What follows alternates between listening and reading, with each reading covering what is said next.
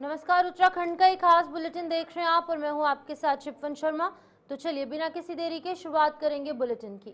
मुख्यमंत्री पुष्कर सिंह धामी से भारत सरकार की अंतर मंत्रालय टीम ने भेंट की और राज्य में हाल की आपदाओं से हुए नुकसान का जायजा लिया। मुख्यमंत्री ने कहा कि उत्तराखंड आपदा की दृष्टि से अत्यंत संवेदनशील राज्य है, जहां पर मानसून में भूस्खलन, बाढ़ और बादल फटने जैसी घटनाएं गंभीर नुकसान पहुंचाती है। उन्होंने राष्ट्रीय संस्थानों को पूर्व अनुमान प्रणाली और अधिक सुदृढ़ बनाने की आवश्यकता पर जोर दिया। अंतर मंत्रालय टीम ने उत्तरकाशी, रुद्रप्रयाग, चमोली सहित कई जिलों में नुकसान का आंकलन करने के बाद सचिवालय में मुख्यमंत्री से मुलाकात की। टीम ने राज्य सरकार की राहत और पुनर्वास व्यवस्थाओं की सराहना की और साथ ही साथ आपदा प्रभावितों के लिए की गई तत्कालीन जो आर्थिक सहायता है और साथ ही साथ गर्भवती महिलाओं की विशेष देखभाल जैसे पहलुओं पर अन्य राज्यों में अपनाने योग्य बताया।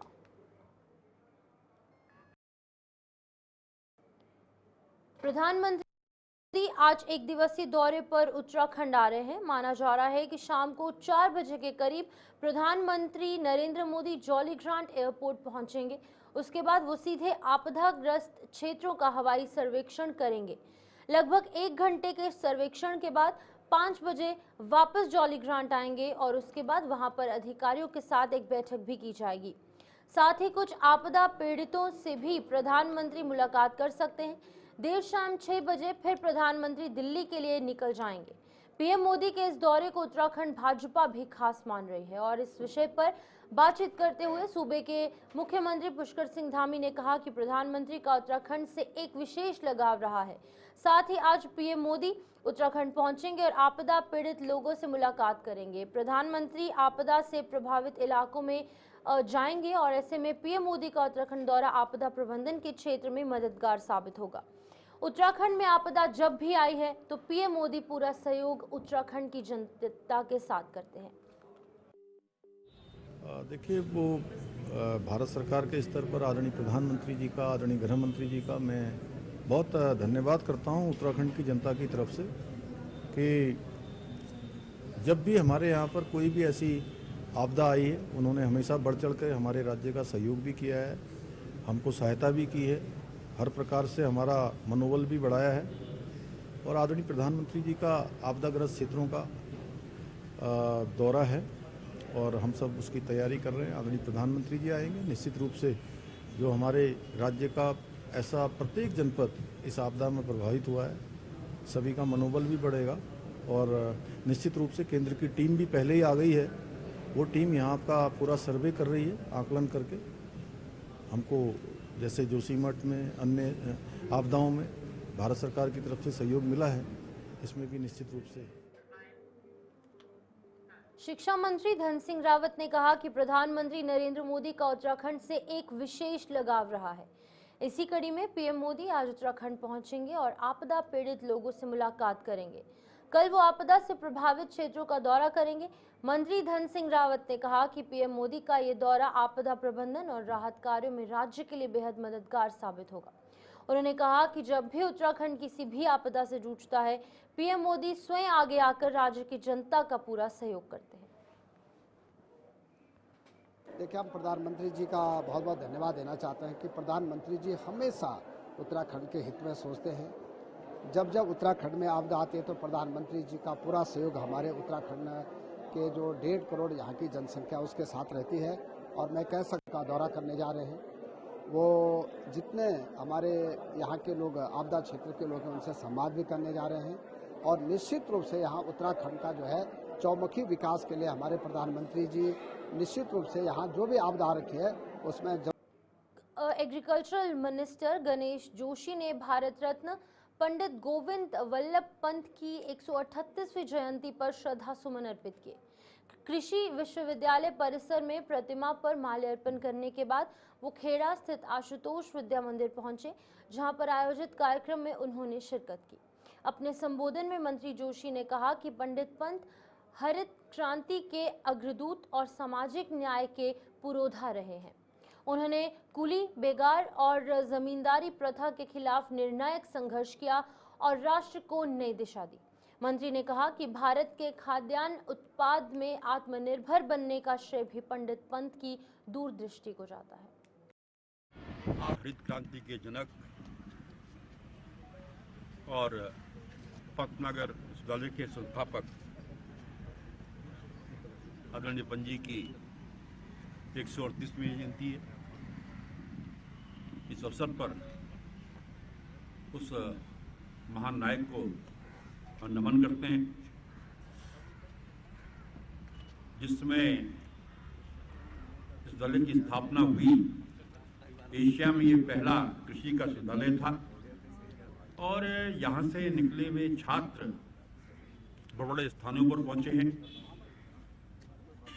उन्होंने चाहे उत्तर प्रदेश के मुख्यमंत्री के रूप में हो, चाहे सरदार पटेल के जन्म के बाद जो गृह मंत्री का जिम्मेदारी उनको मिली, ऐतिहासिक फैसले आपने किए हैं। उनकी इन कामों को लेकर उनको भारत के सर्वोच्च पुरस्कार भारत रत्न से भी सम्मानित किया गया है। मैं उस महान नायक को नमन करता हूं, प्रणाम करता हूं। और इस अवसर पर मैं वीसी साहब यहाँ पर हैं। हालांकि आपके आने के बाद इस जिले की रैंकिंग काफ़ी बड़ी है, लेकिन आज हमें डॉक्टर साहब को याद करने का यह है कि हम संकल्प लें, जिस स्थान पर उन्होंने इसको रखा था फिर हम उस स्थान पर पहुंचेंगे। इसके लिए मैं यहाँ के वीसी साहब को, यहाँ के प्रबंधन को, यहाँ के सभी शिक्षकों को। प्रदेश के समग्र शिक्षा अभियान के अंतर्गत कैबिनेट मंत्री डॉक्टर धन सिंह रावत ने 51 लाख से अधिक छात्र छात्राओं के खातों में निःशुल्क गणवेश हेतु प्रत्यक्ष लाभ हस्तांतरण यानी कि डीबीटी के माध्यम से धनराशि वितरित की। इस अवसर पर उन्होंने कहा कि प्रधानमंत्री नरेंद्र मोदी की मंशा है कि हर योजना का लाभ सीधे जनता तक पहुंचे। उत्तराखंड में भी इसी व्यवस्था से बच्चों को समय पर गणवेश की राशि उपलब्ध करवाई गई। डॉक्टर रावत ने कहा कि सरकार का उद्देश्य शिक्षा के क्षेत्र में हर छात्र और छात्रा को सुविधा देना है, ताकि उनकी पढ़ाई आर्थिक अभाव की वजह से बाधित ना हो। देखिए, हम जब से मैं शिक्षा मंत्री बना हूँ और जब से हमारे मुख्यमंत्री जी ने दोबारा सरकार का नेतृत्व किया है, हम हर चीज़ डीबीटी के माध्यम से उनके खातों में पैसा देते हैं। आज भी हमने देखा होगा कि लगभग 5.5 लाख बच्चों के खाते में जो उनका ड्रेस का पैसा था वो दिया है। और साथ में आज हम 1000 से ज़्यादा लोग जो बीआरपी सीआरपी में सिलेक्ट हुए हैं, उनको आज यहाँ पे प्रशिक्षण हमने 2 दिन का करा रहे हैं और उनको सीधे नियुक्ति पत्र दे रहे हैं, ताकि वो अपने क्षेत्रों में जाके अच्छा काम करें। मेरा नाम संतोषी नौटियाल है और मेरी मेरिट में रैंक 1 है इन बीआरपी साइंस। एक्चुअली यहाँ पे चर्चा हुई कि बीआरपी, क्योंकि हम बीआरपी बनने जा रहे हैं as a block resource person, तो एजुकेशन डिपार्टमेंट में हमारे क्या काम रहेंगे वो सब हमको बताया गया।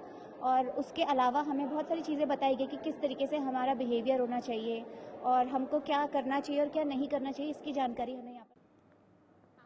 देहरादून में समग्र शिक्षा परियोजना के अंतर्गत ब्लॉक रिसोर्स पर्सन और क्लस्टर रिसोर्स पर्सन के 3 दिवसीय प्रशिक्षण कार्यक्रम की शुरुआत हो गई है। सूबे के शिक्षा मंत्री डॉक्टर धन सिंह रावत ने SCERT सभागार में कार्यक्रम का शुभारंभ करते हुए कहा कि बीआरपी और सीआरपी विद्यालय और विभाग के बीच सेतु का कार्य करेंगे और शिक्षा को रोचक और प्रभावी बनाने में सहयोग देंगे।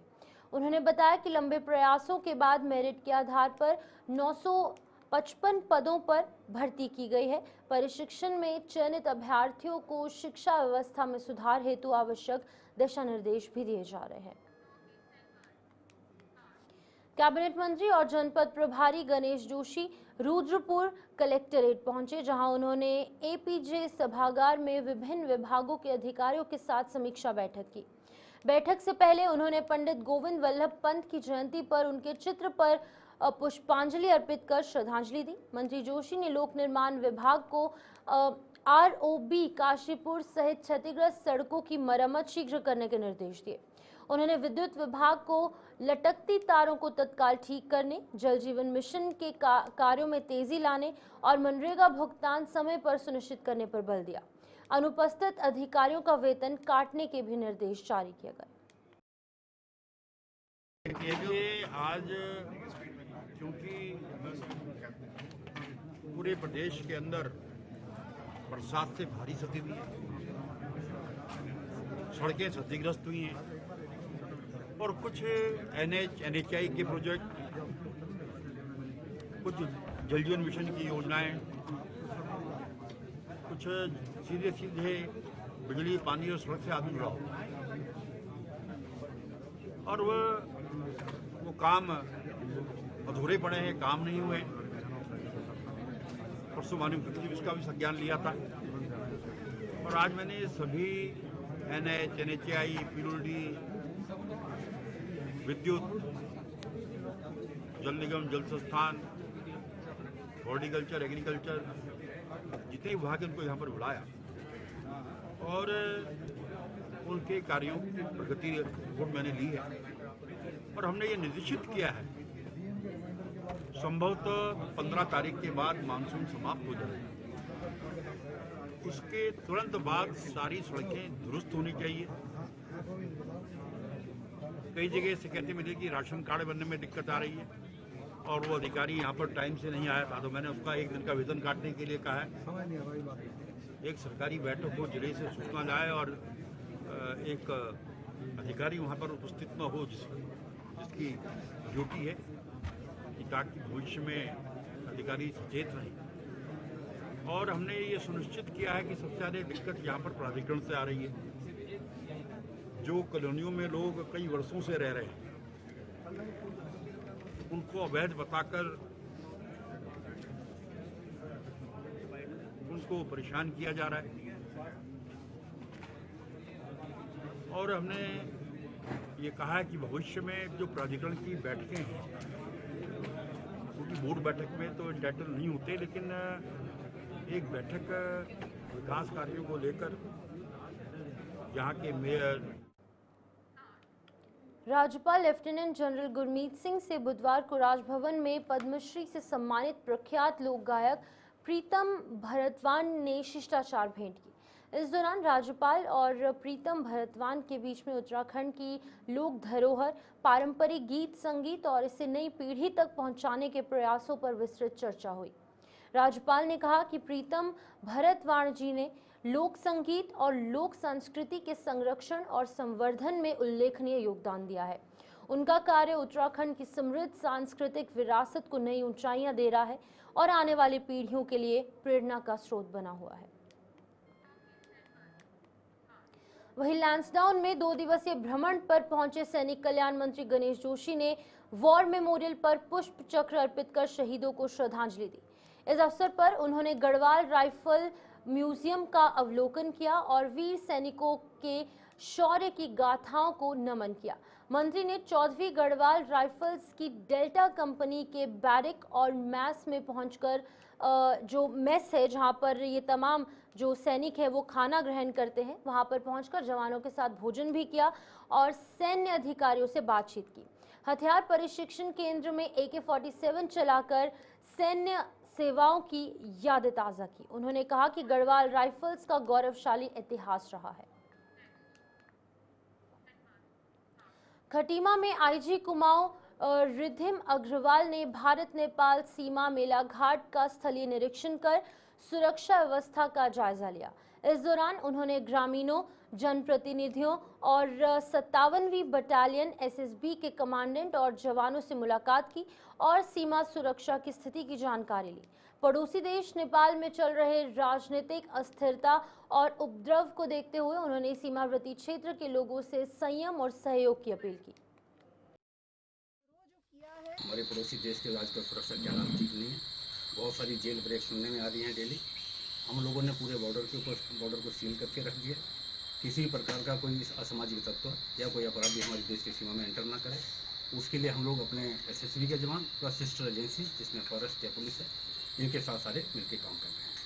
बिल्कुल हम हमेशा चौकन्ने हैं। जब तक यहाँ पर जॉइंट पेट्रोलिंग भी कर रही है, यहाँ की सुरक्षा को सुदृढ़ किया है और साथ ही साथ आज मकसद ये भी था कि हम यहाँ के जो ग्रामीण हैं उनसे वार्ता कर सकें, उनको थोड़ा सा इनकरेज कर सकें कि वो भी इस ओर सहयोग दें और साथ ही साथ अफवाहों पर विश्वास नहीं करें। जो भी है रूमर्स ना स्प्रेड किए जाएं और ना ही उन पर विश्वास करके हम किसी भी प्रकार की देश की सुरक्षा के साथ खिलवाड़ करें। यही उद्देश्य था आज ग्रामीणों से वार्ता करना। कुछ क्षेत्रों में ड्रोन्स के उड़ने की सूचनाएं प्राप्त हुई हैं, जिनके संबंध में पुलिस आवश्यक कार्रवाई कर रही है और यदि वो किसी भी प्रकार से क्रिमिनल एलिमेंट्स द्वारा उड़ाए जा रहे हैं, उनके विरुद्ध सख्त से सख्त कार्रवाई की जाएगी। आज यही मकसद था ग्रामीणों से वार्ता का कि वो भी इस बारे में अवगत हों और इंश्योर करें कि अगर ऐसी कोई भी घटना होती है तो तत्काल पुलिस को सूचना मिल सके। ये परिस्थितियों के उपलक्ष्य में जितने भी हमारे क्रिटिकल इंस्टॉलेशंस हैं स्टेट के, उन सब की सुरक्षा। उत्तराखंड सरकार ने नकली और मिलावटी दवाओं के खिलाफ सख्त कार्रवाई शुरू कर दी है। मुख्यमंत्री पुष्कर सिंह धामी ने स्पष्ट निर्देश दिए हैं कि जन स्वास्थ्य से खिलवाड़ किसी भी कीमत पर बर्दाश्त नहीं होगा। समीक्षा बैठक के बाद औषधि निर्माण इकाइयों और दवा विक्रेताओं पर शिकंजा कसने के लिए विशेष टीमें भी गठित की गई। प्रदेश भर में औषधि विक्रेताओं, निर्माण इकाइयों और चिकित्सा संस्थानों पर छापेमारी की जा रही है। अभी तक 457 दवाइयों के नमूने जांच किए गए हैं, जिनमें से 2 मानक विपरीत पाए गए। जुलाई तक 15 इकाइयों और 20 मेडिकल स्टोर्स के लाइसेंस निलंबित कर दिए गए। वहीं पर साथ ही 73 मेडिकल स्टोर्स पर नियम उल्लंघन पाए जाने पर दंडात्मक कदम भी उठाए गए हैं। आप देखेंगे कि उत्तराखंड एक फार्मा हब है, उसके नाम से बहुत सारे लोग बिना उत्तराखंड का नाम छाप करके किसी भी स्टेट के अंदर दवाएं बना रहे हैं। तो उसी के संबंध में हमने 22 कंपनी का नाम जो हमारे उत्तराखंड का था वो यहाँ पर एग्जिस्ट ही नहीं करती हैं और उनके नाम से दवाएं उत्तराखंड के नाम से बनाई जा रही हैं।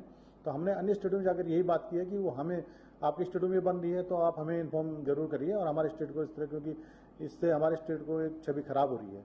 हम अभी आप देखेंगे WHO सर्टिफाइड हमारे यहाँ 233 कंपनियां जो WHO सर्टिफाइड है, सबसे ज़्यादा सर्टिफाइड कंपनी यहाँ पर है। तो हम अच्छा एक्सपोर्ट कर रहे हैं।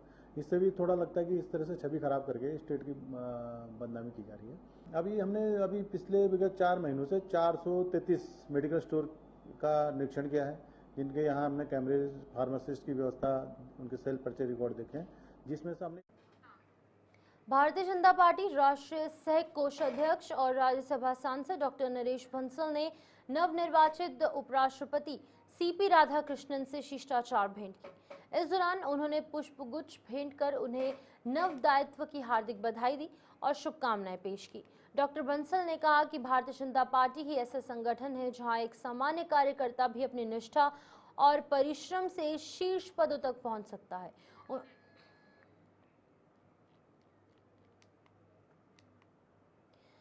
बरसात के बाद श्री बद्रीनाथ धाम यात्रा ने रफ्तार पकड़ ली है। मार्ग सुचारू होने से श्रद्धालु सुगमता से धाम पहुंच रहे हैं। वहीं पितृपक्ष के अवसर पर तीर्थ यात्रियों की संख्या में बढ़ोतरी हो रही है। इसी क्रम में BKTC अध्यक्ष हेमंत द्विवेदी के निर्देश पर यात्रा तैयारियों को लेकर समीक्षा बैठक आयोजित हुई।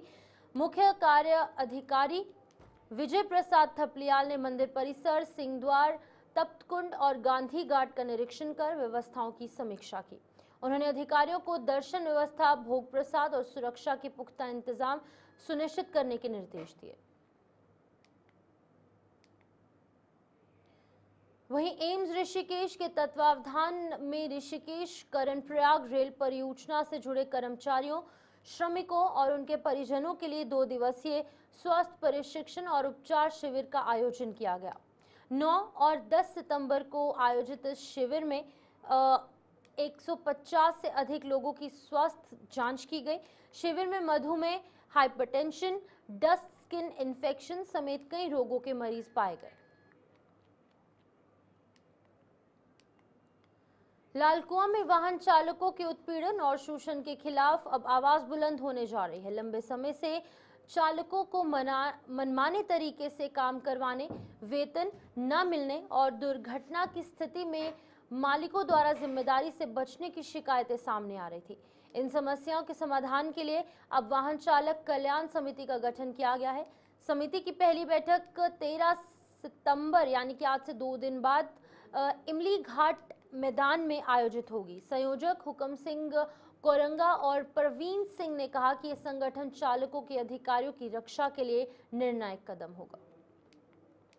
एक संघर्ष समिति बना रहे हैं ड्राइवरों के लिए जो 13 सितंबर को इमली घाट मंदिर में रखा गया है। ये पूरे उत्तराखंड के जितने भी ड्राइवर भाई हैं उनके पीड़ा को देखते हुए ये कदम उठाया है।